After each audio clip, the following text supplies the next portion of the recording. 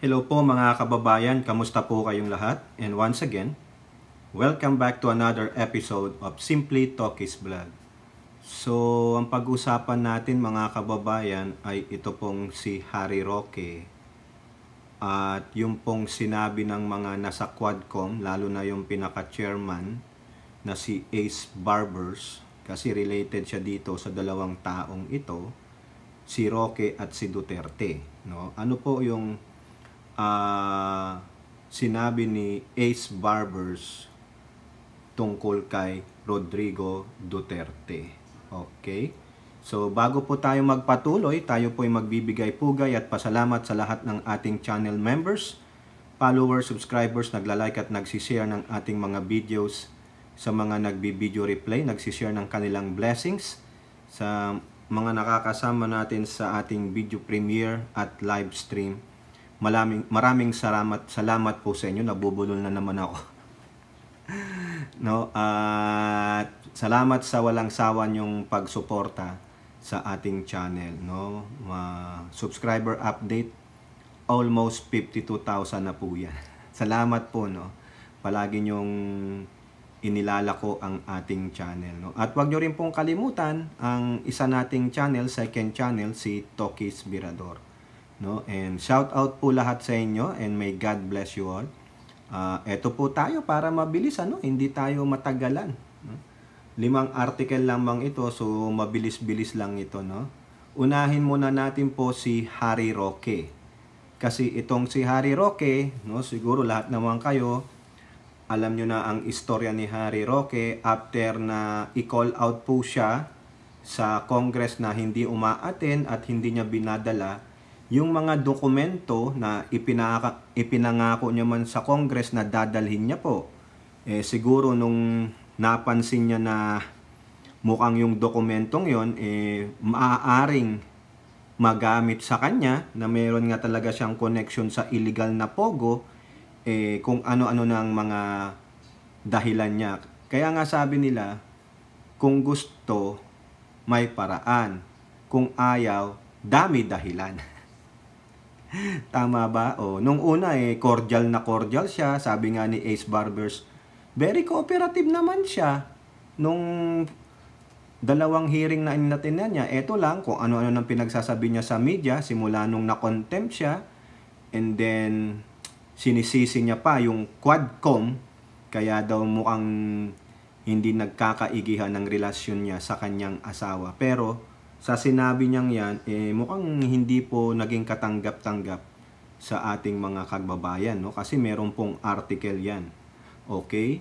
So, sabi po dito sa Manila Bulletin na kung saan nung isiniserba yung arrest warrant sa kanya because ikinontempt po siya ulit ng ating lower house, ayaw po tanggapin ng mga kaopisina niya dyan sa kanilang law firm sa Makati. Ayaw tanggapin, ayaw i-acknowledge.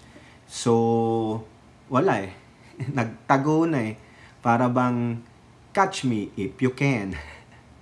Sige ka, Roque. Alam nyo, ano rin to publicity stunt din ni Roque yan no? Para lalo siyang yung makakuha ng simpatya sa taong bayan na, ginigipit ako.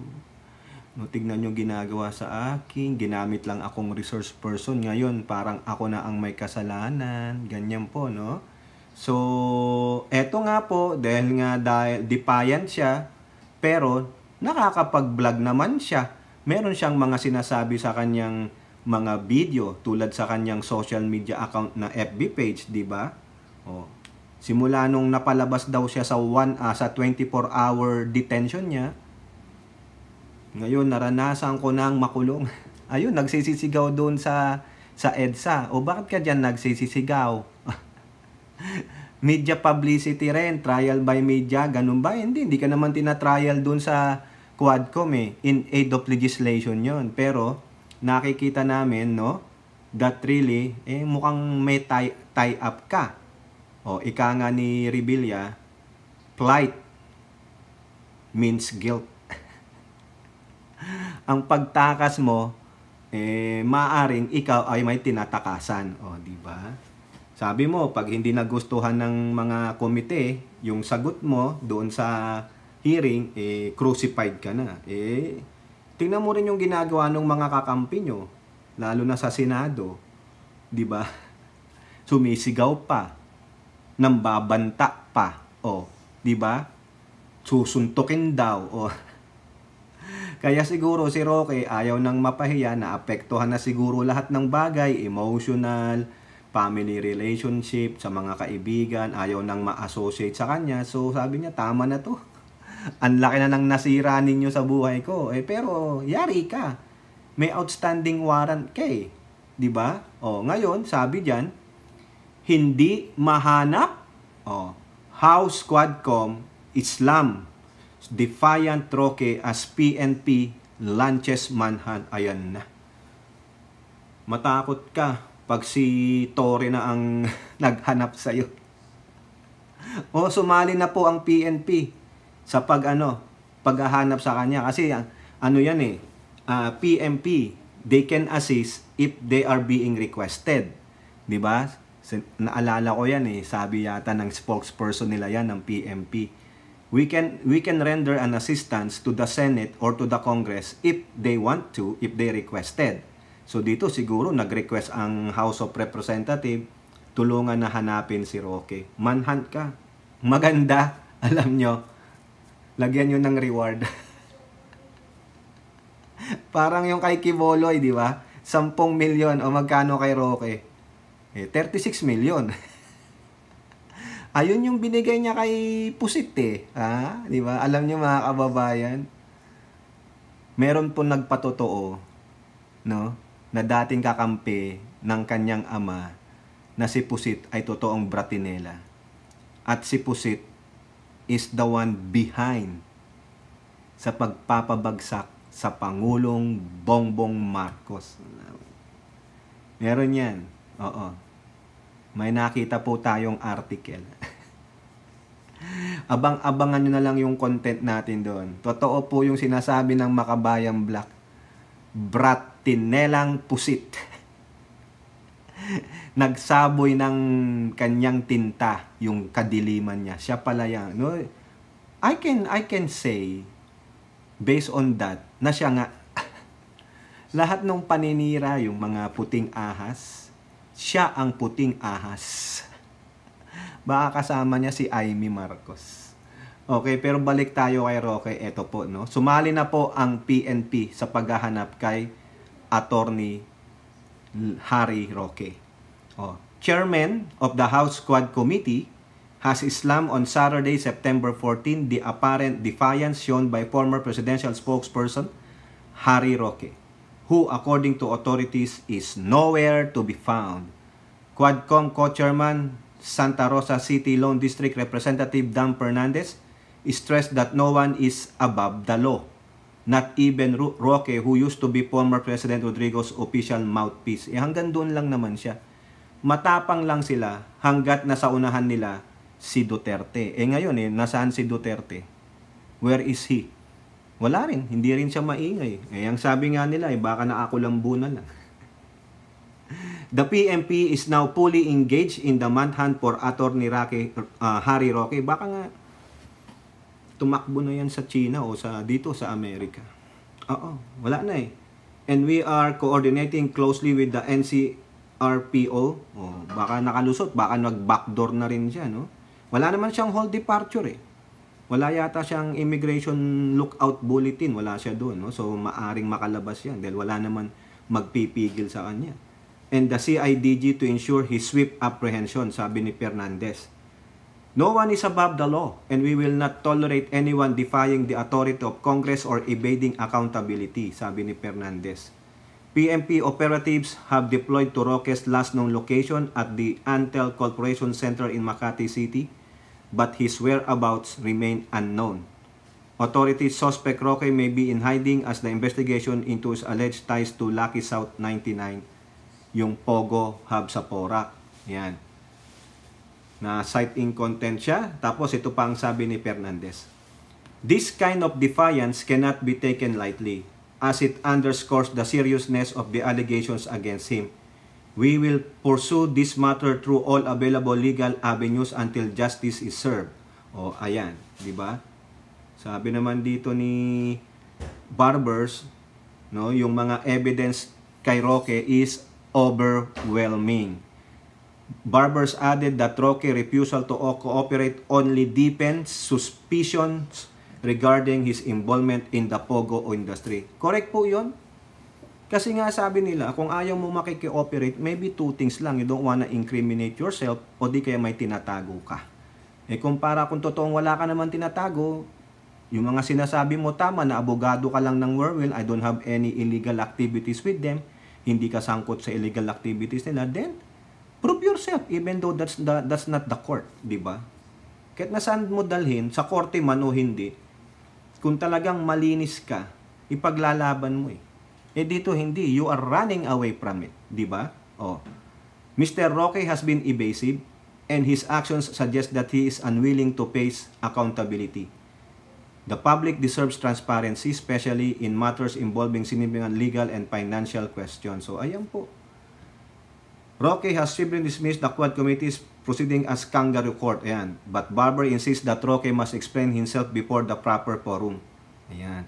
If Mr. Roque believes the court is unjust, then let him face and prove his case. Social media pronouncement won't justify his defiance of the law. Kaya nga, yung korte nila nasa social media. Di ba, Roque? Kung wala kang kasalanan, tulad ng sinabi ko kanina, then, just go. O ito, wala akong kinalaman dyan. I am willing to give this to you. Wala namang problema. Di ba? O, now, yung sinasabi ko sa inyo na biniblame niya yung Quadcom, kaya nagkasira yung relasyon nilang mag-asawa. Ano ang sabi ng mga ano dito sa ABS-CBN? Roque draws plaque for blaming Congress over family woes. Surigao Representative Ace Barbers on Saturday lashed out at former presidential spokesperson Harry Roque for accusing lawmakers of ruining, yung sinira, his family after a congressional investigation questioned his bank account with one of his male aides. Roque earlier asked why the House Quadcom Committee have to quiz his aide. Oh, nagagalit siya bakit daw tinatanong si Supranational de la Serna about the relationship after the panel found that they opened a joint bank account containing millions of pesos in deposits. Oo nga naman. Bakit masama bang magtanong? Bakit kayo merong joint account ni Mr. de la Serna? Eh ang sabi nga ni Congressman Ako, pagkakaalam niya lang, mag-asawa o di kaya anak, kaano-ano mo si De La Serna, bakit kayo merong joint bank account? Di ba? Kahina-hinala. Sabi ko nga sa iyo, Roque, kay Pusit, it's the perception. Di ba? Pag nadinig mo yon, nakita mo yon, what will be your perception? Whether malicious or not, it's still a perception. Quote, to whom he wants to have a joint account with, decision niya yan, sabi ni Barbers. Hindi naman kami yung gumawa ng joint account ninyo, tapos ngayon sasabihin kami ang nangwasak sa pamilya mo. O nga naman, natagpuan lang, tinanong yung lalaki, bakit kayo merong joint account? O anong insinuation? Nothing. It's up to the viewers, it's up to yung mga nanonood, ano magiging perception nila. O so far, yung perception, kayo ba? Kayo ba ay magkapatid? Ampon mo ba siya? O ano, di ba? Hindi po kami ang sumira. Tanungin mo ang sarili mo, sabi sabi niya, yan. Eto pa. Ito na masakit. Harry Roque, pinoprotektahan mo asawa mo. No, panay kayo bigay ng medical certificate. Ngayon ano nangyari? Dahil ayaw mong pumunta, pagtutuunan ngayon ng asawa mo. Myla Roque, the former spokesperson wife, will also be summoned to house investigation. Barber said, noting that she was also listed as an incorporator of a firm that worked closely with Lucky South 99. Patay na. Lumabas ka na, Roque. Or pag hindi lalabas ang asawa mo, pareho na kayong pugante. A Chinese fugitive allegedly to be a finance guy involved in the illegal Pogo was arrested inside Roque's house in Benguet. Siguro dapat magpaliwanag sila. Hindi naman sila inaakusahan. Correct. Pero kasi nga, sa tingin ni Roque, he is being persecuted already. Kasi nga, tanong ng tanong, parang korte na. Pero, diyan hindi pa yung korte, Roque, kasi wala ka namang defense . All they want to know is to really know the truth. Gusto lang namang natin marinig yung kanilang panig because there were accusations hurled at them. O, diba? Tama naman. Any witness who feels that their rights are being trampled upon, pwede silang sumangguni sa amin. O, sabi nila barbers. Pwede naman po nilang sagutin kami. I invoke my right against self-incrimination. O, lagi namang sinasabi yan. Lalo na si Cassie Ong, diba? O, si Alice Go, ganun din. Kaya nga galit-galit ni si Hontiveros. Pero karapatan po nila yan. Kaya Roque, ito lang ulit-ulitin ko, this is the third time. Kung wala kang kasalanan, malinis ang konsensya mo, lagi mong sinasabi sa iyong mga vlog na ikaw ay abogado lang ng Whirlwind. They just ask for my assistance, pero any illegal activities that I am involved in, wala po. Okay, patunayan mo. Yung hinihingi sa yung dokumento, ikaw pang nag-offer na dadalin mo doon. Pero wala nangyari. Ibig sabihin, plight is a sign of guilt. Plight, yung pagtakbo mo, yung hindi mo pagpapakita, no, is a sign na ikaw ay guilty. Yun lang yun Pero I'm not telling that you are guilty. But on the perception, sa paningin ng mga tao, ikaw ay tumatakbo, therefore, you did something wrong. Diba? Umating ka. Sabi mo, maisog ka Huwag ka dyan magsisisigaw sa kalye. Huwag kang magsisisigaw dyan sa iyong social media. Face it like a man. And tanong, lalaki ka nga ba? Ayun lang, kasi sabi ni Benny Abante, women's correctional daw. Baka na yan, tatakbo na yan dun sa lugar na kung kaya saan, pwede siyang magpa-face off. Parang si Alice Guo, nagsisimula ng magpalit ng muka. Then sabi, nagpa-nose job daw siya Buti na lang, nose pa lang, hindi pa yung mukha, talagang total face off, di ba? Hindi mo na makilalang siya si Alice Guo. Magpapalit na rin ang pangalan yan, sa mafia na lang. Di ba? Ganun lang. Now, punta naman tayo dito kay Duterte. Mukhang itong mga nasa Quadcom, takot din kay Duterte. Takot o gumagalang lang, di ba? Kayo po ang mamili. Yan po ang question ko sa inyo. Simulan na natin. Takot ba o gumagalang lang ang Quadcom sa dating Pangulo ninyong Duterte? Pero prior to that, itong sabihin natin. Duterte, idinawit sa pagpaslang sa 3 Chinese drug lords. Idinawit na po siya na siya po ang mastermind. Yun lang sabihin ko sa inyo yung news ng ABS-CBN kasi video po ito So alam nyo naman kung sino ang dumawit yan, di ba? Sabi ni Padilla, yung Bucor chief, tinawagan siya ni Duterte and he recognized the voice of Duterte na kinocongratulate sila dahil dun sa ginawa nilang dinuguan yung mga 3 inchik daw, di umano na drug lord. So kinanta siya. The question is, tatawagin ba siya sa Quadcom? Yun. Di ba? Ito po, ang sabi Barbers, Duterte to be given courtesy if he won't attend drug war probe. Yun po yung sabi sa GMA News. Bibigyan siya ng kortesiya maski na hindi siya umattend ng drug war probe. Sa palagay nyo, tama yung sinabi ni Barbers? Sa palagay nyo, merong fairness? Kasi yung Garma pinatawag. Siya ang tinutukoy nung Padilla Yung na-contempt na lalaki sa Bucor. Di ba? Bakit binanggit yung pangalan niya? Affirmative, sabi yes, siya po ang kausap ko sa ibang linya. Bakit hindi niyo mapatawag itong mokong na ito? Dahil because of courtesy? Ang tanong, may immunity ba siya as a former president? Di ba wala? Yung iba nga dyan, di ba kinakasuhan dyan tulad ni Gloria, si Erap, kinasuhan. Sino pa? Tapos siya? Siya nga yung main player doon. Siya ang nag-congratulate, sabi ni Padilla. And it was collaborated. Di ba? Tapos sasabihin lang ni Barbers, nagloloko nyo naman kami. Ibig sabihin, takot kayo kay Duterte. It's not about courtesy. It's not about he is a former president. Siya ang ikinanta. Dapat ipatawag nyo. Di ba? Kung hindi, sabihin nyo kung hindi si Duterte yan, patawag ka agad yan sa next hearing. Ipapatawag ka agad yan. Sabi dito, they will respect. Tingnan nyo. They are accorded, lakas talaga ni Duterte. He was accorded respect and courtesy should he refuse to attend the probe into the alleged AGK. Di ba? O, yun lang. So, wala eh. Pero ang sabi dito ni Barbers, tingnan ninyo. Wala pong special treatment. Ito po ay indifference to him being the former president. Sige, okay lang. So, ibig sabihin, pag yung former president ninyo, siya ang itinuturong mastermind, okay lang. Huwag nyo nang tawagin. Iba na lang. Yun na lang mga maliliit. Sa aming palagay, karapatan po niya yan at nire-respeto namin. How about the others? How about the others na mas mababa sa inyo? Kasi former president, di ba? Nakita nyo na pinagloloko lang tayo nitong mga to. Hindi nyo pala kaya, you don't have the balls to call him, and pag hindi siya umaten, i-contempt ninyo. Be fair. May immunity ba siya? Ang tanong, nirespeto niya ba yung human rights nung tatlong at yung human rights nung tumegi? Wala. He congratulated them. Pinatawag nyo yung si Padilla to be your resource person. Nagsabi ng pangalan ng katotohanan, pero pagdating doon sa, presidente? No.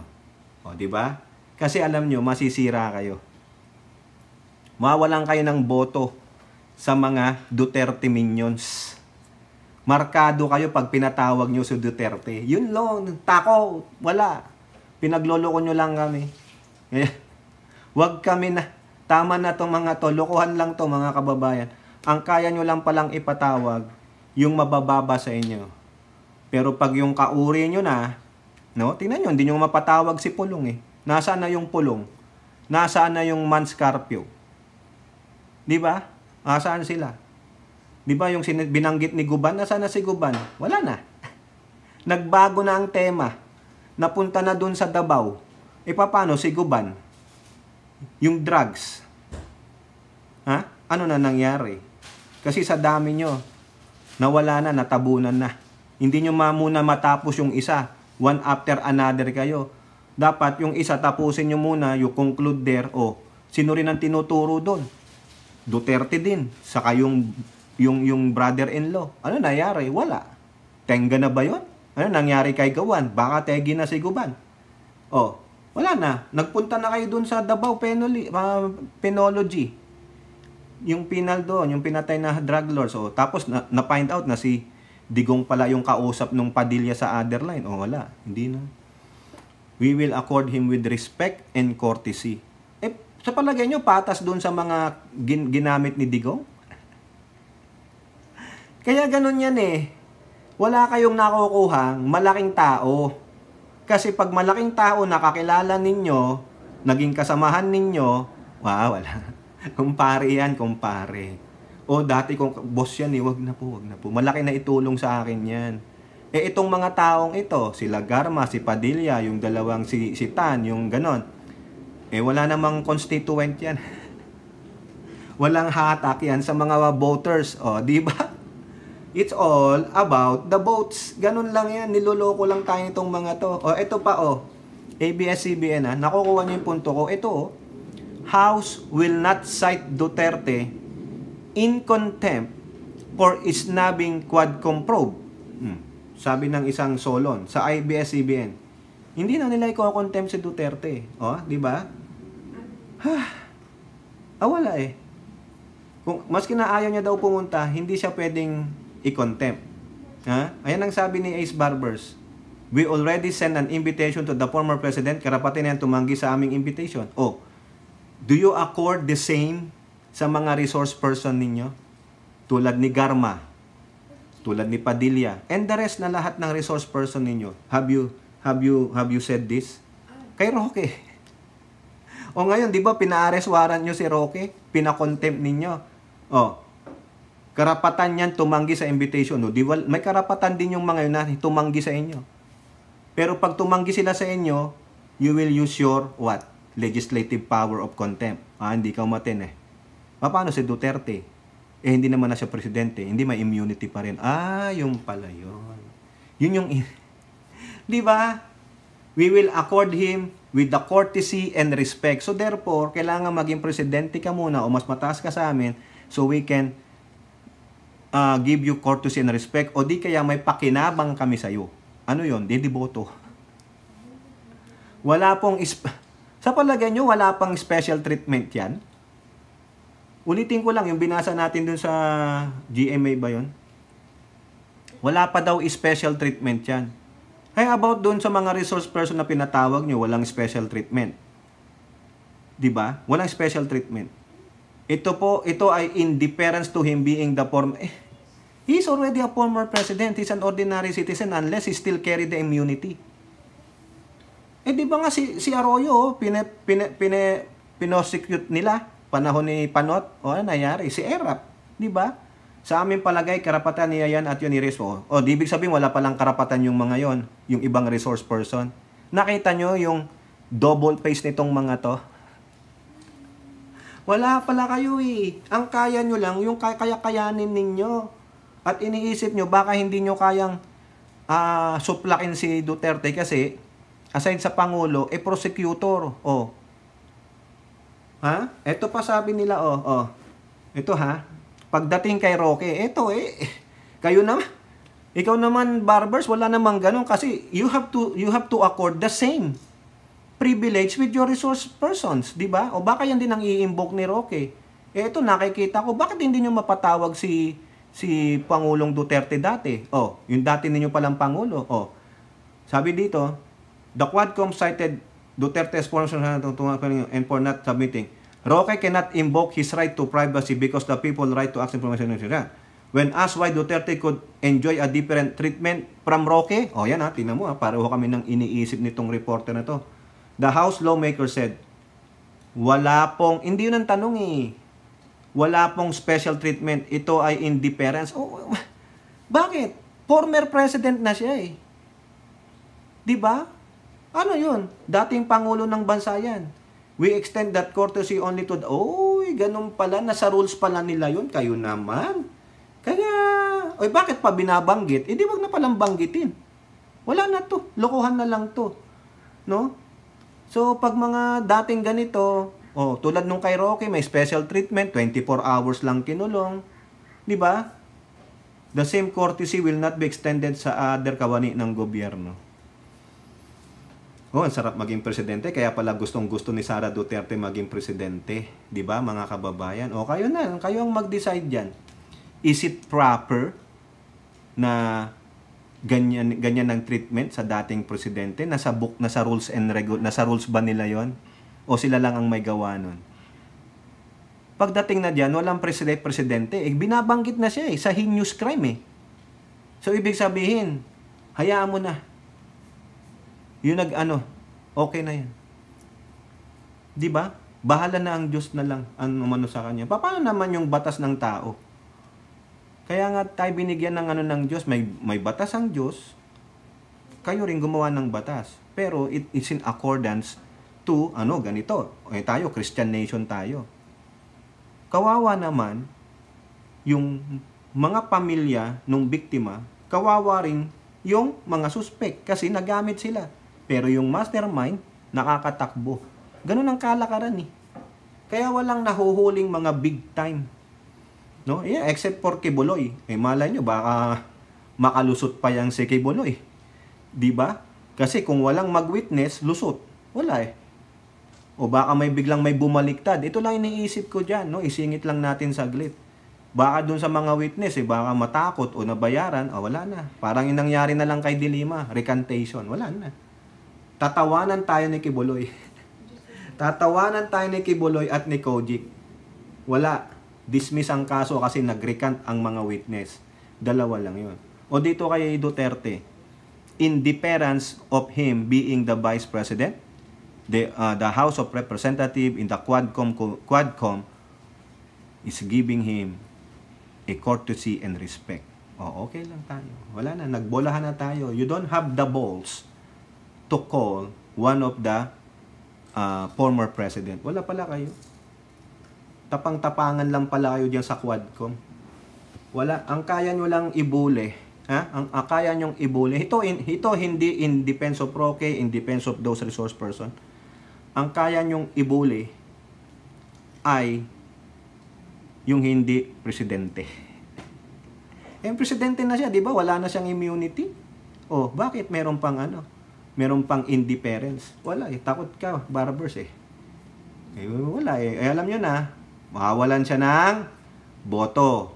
Ayaw niyang makriticize ng mga Duterte minions. Oh, ayaw niyang mahalungkat kung ano yung dapat mahalungkat ng mga bata ni Digong. O, tingnan nung nangyari kay Stella Kimbo. What happened to Stella Kimbo? Nung siya ang nagbasa ng desisyon dun sa committee nila kasi she is the vice chair, ano nila ginawa ng mga Duterte minions? Hinalungkat. Mga relo niya, yung lifestyle niya, di ba? From simpleng teacher, naging ganito. Oh. Eh pag si Barbers, si Dan Fernandez, si Paduano, baka sasabihin nila dyan, oh ito si Paduano, dating ano to, komunista to, ABB to, rebelde to, sasabihin ganun. O bakit na yun, nandyan sa Kongreso, party list pa. O, naglagay kayo ng isang rebelde, former rebel dyan. O, di ba ganun mahalungkat eh. Yun ang iniingatan ni Barbers, baka may mahalungkat din sa kanya, hindi maganda. Mawawalan siya ng amor, mawawalan ng credibility, lalo yung kanilang komite. O di wag na lang, sacrifice na lang natin yan, at least walang mag-iingay. Sinong mag-iingay? Si Tokis lang. O, kino-call out ko sila, sabi ko na nga ba, hindi mangyayari to eh. Niwala nga kayong guts para ipatawag si Bato eh. Parliamentary courtesy. O, di ba ganyan tayo ginagago ng mga mambabatas? Kung yung ibang mga mambabatas sa ibang bansa, nagsusuntukan sila dun sa kanilang mga Senate Hall or Congress, tayo naman, niloloko lang nila tayo. Kasi sila rin yan. Magkakakampi rin yung mga yan. Diba? Oh. Kaya ang kawawa dito, yung mga resource person na pilit na ginigipit. Kaya pala, may dahilan pala. Kaya palang may dahilan si Roque na hindi pumunta. Kasi nga, feeling niya, bias eh. Hindi sa kinakampihan ko si Roque, di ba? Kinall out ko nga siya. Oh. Pero daw na nakita natin dito, sa article pagdating kay Digong, nandun yung bias. Hindi patas. Dapat walang former. Eh si Roque, former presidential spokesperson din naman siya. Oh. 'Di ba? Eh bakit si Duterte? Patawag nyo. Kung talagang you care for the truth, you want to expose yung bad activity, kung talagang involved si Digong, eh di patawag nyo rin. Wala yung dati kasi siyang presidente. Ibig sabihin, takot lang talaga kayo sa backlash na aabutin nyo tulad nung kay Stella Kimbo. Palagay nyo kung hindi si Stella Kimbo ang nandoon, sabihin nyo kay si Elizalde ko, bakit hindi si Elizalde ko ang nagsabi, bakit ginamit niya si Kimbo? O bakit takot din si Ko na mabatikos? Baka sabihin, hindi lang patek pili pang relo niya. Di po ba? O kayo, ano pong inyong masasabi? Comment down below and don't forget to like and share. Hope to see you in the next videos. Bye-bye. God bless.